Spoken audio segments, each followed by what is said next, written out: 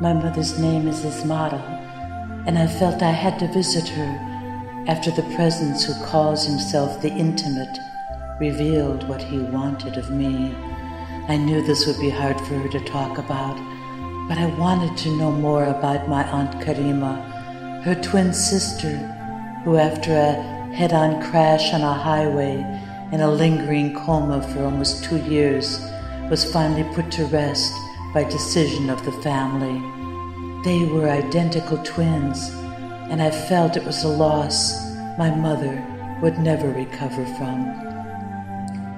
Karima's life and death were always shrouded in mystery for me, and fairy tale explanations, big parts of it left out, but my mother mourned her still, and I know she blamed the intimate totally for this loss. The little that I could figure out, this is how she felt. I was hoping that tonight she might reminisce, and I was lucky enough to find her in that kind of mood. And she did. And she told me things that, it just made me feel like I knew my aunt so much better. She told me how close they were, especially in their teens and growing up, how they shared everything and they could almost read each other's minds. And I never really met her. Then, unfortunately, Karima began to lose herself in the world of the intimate. My mother says she was swept away, and all the closeness, all the laughter, the pillow fights, the fun, the times they shared, they began to separate little by little from each other, and she felt she was pulled more and more away from her. And then what they loved together, to do and to have fun together, it took second importance to a world that my aunt would never admit she even went into. But my mother said she suspected something. And many times it was just as if she were possessed, and she would not admit it. She pretended everything was okay, but my mother was her twin. How could she hide that from her? And she tried every day to get her to open up, to be honest about what was wrong, but it was like fighting a freight train or an oncoming current or a flash flood, and it just began to drown her, and they no longer were in sync. He and his world had captivated her and pulled her down into a rushing stream and a current now that was impossible to stop, and there was no more time for them together.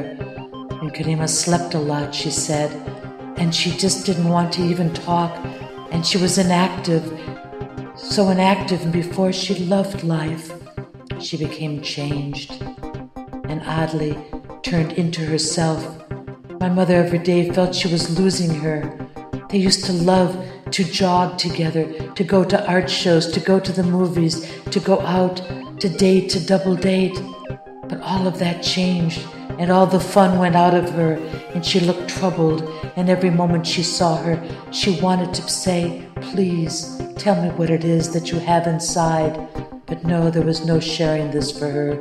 She lost her art, she lost her will, she lost the joy that was used to shine from her eyes. And then one night she walked out into the storm and never returned to consciousness again. My mother almost lost her mind, and all she had left of her sister for those 2 years in the agony of a coma were the memories of their closeness. She said to me, "But Karima, why are you asking me this tonight? Why do you want to know? Oh, please don't tell me you're not having these dreams, are you?" And you know, after seeing and hearing how close they were and how my mother suffered her loss, I just couldn't be honest. I just couldn't tell her that yes, I was, and that yes, I knew who she talked about. And I wanted to reassure her in a way, but even I could not reassure myself. How did I know how this was going to end? I hadn't made a decision. I wasn't sure I would even go back in ever again. This was going round and round in my mind, but I didn't want to trouble my poor mother. She had lost her sister, and I know if I started to tell her the truth tonight, she would feel she was about to lose me. I walked along the beach on the way home, and I thought about all of this. I thought about what he asked of me. He asked of me to bring a twin in, like my mother and her sister, not like them, for she would not be a separate entity. He had asked me to bring her into part of me.